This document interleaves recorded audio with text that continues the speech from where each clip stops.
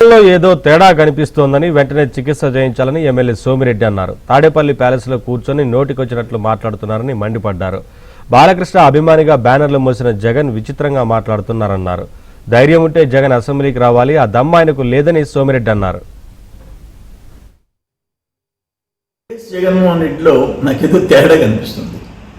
ఒకప్పుడు బాలకృష్ణ గారి ఫ్యాన్గా ఆయన ఫ్లెక్సీలు మోసి ఆయన్ని ర్యాలీలు చేసినోడు ఈరోజు తాడేపల్లి ప్యాలెస్లో కూర్చొని ఏం మాట్లాడుతుంటావు?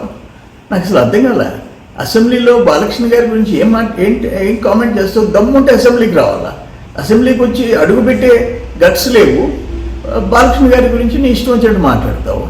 కూటమి ప్రభుత్వం ఏదన్నా చేస్తే దాన్ని వ్యతిరేకించటం, లేదా పక్క రోజు వచ్చి అది నేను తెచ్చింది అది అని చెప్పేసి మళ్ళీ చెప్పుకోవటం. ఇటువంటి పొలిటీషియన్ని మేము ఎక్కడ చూడలే. మేము దాదాపు 45 years నుంచి 50 years నుంచి అబ్జర్వ్ చేస్తూనే ఉన్నాం రాజకీయాల గురించి. ఇది ఒక ప్రత్యేకమైన క్యారెక్టర్ ఇది. కానీ నేననేది ఏంటంటే, ఆయనకి ఏదన్నా పరీక్షలు చేయించండి.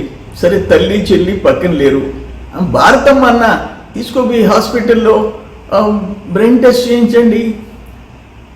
లేకపోతే పరిస్థితులు అయితే మాత్రం తేడా కనిపిస్తుంది.